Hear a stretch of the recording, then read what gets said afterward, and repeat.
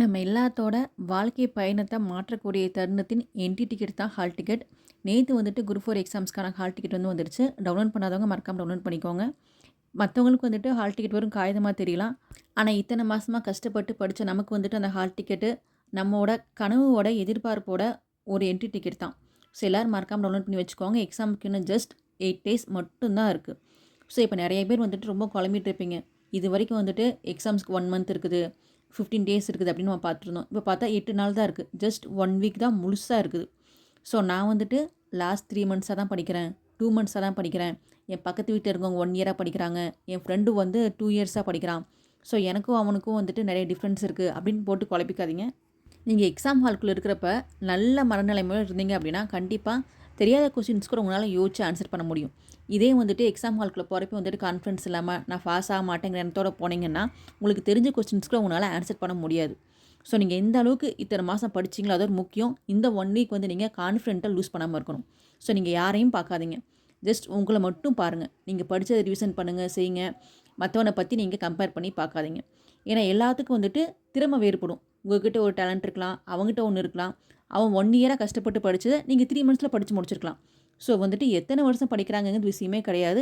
நீங்கள் எக்ஸாம் ஹாலில் உட்காந்து அந்த 3 மணி நேரத்தை எப்படி நீங்கள் வந்துட்டு யூஸ் பண்ணுறீங்களோ அதுதான் உங்களோட வாழ்க்கை பயணத்தை மாற்றப்போகுது. ஸோ நீங்கள் வந்துட்டு யாரையும் பார்த்து பயப்படாதீங்க. பயம்தான் நம்மளோட ஃபஸ்ட்டு எதிரியே. ஸோ அந்த பயத்தை நீங்கள் தூக்கி போட்டு நான் நல்லா படிச்சிருக்கிறேங்கிற கான்ஃபிடென்ட்டோ நீங்கள் எக்ஸாம் ஹால்குள்ளே போங்க. உங்களை யாரும் அடிச்சுக்க முடியாது. தெரியாத கொஸ்டின்ஸ்க்கு வந்துட்டு ரொம்ப யோசிக்காதீங்க. உங்களுக்கு தெரியாத கொஸ்டின் நீங்கள் பார்த்தோன்னே உங்களுக்கு ஃபஸ்ட் டைமே வந்து ஆப்ஷன் பின்னு தோணுச்சுன்னா பி வந்து நீங்கள் செட் பண்ணிடுங்க. தெரியாத கொஸ்டின் நீங்கள் ஓவராக யோசிக்கிறப்போ உங்களுக்கு டைம் வந்து நிறைய வேஸ்ட் ஆகும். நீங்கள் அந்த 3 மணி நேரத்துக்குள்ளே 200 கொஸ்டினுமே வந்து செட் பண்ணியிருக்கணும். எந்த ஒரு காரணத்துக்காகவும் லாஸ்ட் 5 கொஸ்டின் செட் பண்ண முடியல, எனக்கு டைம் முடிஞ்சு போச்சு விட்டுட்டு வந்துடாதீங்க. உங்களுக்கு லாஸ்ட் 5 கொஸ்டின்ஸ் படிக்க டைமே இல்லைனாலும் கூட ஏதாவது ஒன்று நீங்கள் செட் பண்ணிவிட்டு வாங்க. எதையுமே வந்துட்டு செட் பண்ணாமல் விட்டு வந்துடாதீங்க.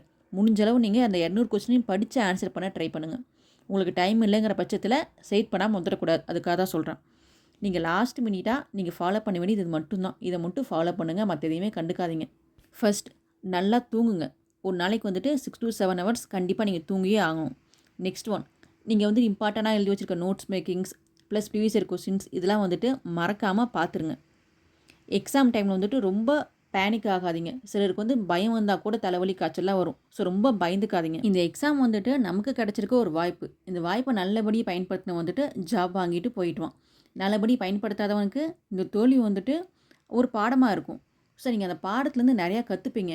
எப்பவுமே வந்துட்டு யூஸ்லெஸ்னு ஒன்று கிடையவே கிடையாது. நீங்கள் ஒன்று கற்றுக்கிட்டிங்கன்னா அது கண்டிப்பாக உங்களுக்கு ஏதாவது விதத்தில் கண்டிப்பாக யூஸ்ஃபுல்லாக இருக்கும். நீங்கள் படித்ததுங்கிறது எப்பயுமே வந்து உங்களை கைவிடாது. ஏதோ ஒரு இடத்துல ஏதோ ஒரு மூலையில் நீங்கள் இன்றைக்கி படித்தது நாளைக்கு கண்டிப்பாக உங்களுக்கு யூஸ்ஃபுல்லாக இருக்கும். ஸோ உங்களால் முடியுங்கிறத நீங்கள் ஃபர்ஸ்ட் நம்புங்க. நம்ம வந்து மற்ற யாருக்காகவும் படிக்கணும் அச்சீவ் பண்ணுங்கிற அவசியமே கிடையாது. நம்மளை நம்ம நம்பணும். எல்லாருமே வந்துட்டு இப்போ படிக்கிறோம் அப்படின்னா நம்ம ஒரு ஃபினான்சியல் ஸ்டேட்டஸில் இருக்கிறதுக்காகவோ ஃபேமிலிக்காகவோ கிட்ஸ்க்காகவோ தான் நம்ம படிப்போம். மெஜாரிட்டி வந்துட்டு நமக்கு நம்ம யாருங்கிறத ப்ரூவ் பண்ணிக்கணும். அதுக்காக தான் படிக்கிறோம். கண்டிப்பாக வந்துட்டு இந்த இயர் நம்ம எல்லாருமே கண்டிப்பாக பாஸ் ஆயிடுவோம். உங்கள் எல்லாத்துக்கும் வந்துட்டு ஆல் த பெஸ்ட். படித்து நல்லா வேஸ்ட் பண்ணிட்டு போங்க. பயப்படாமல் எக்ஸாம் அட்டன் பண்ணுங்கள்.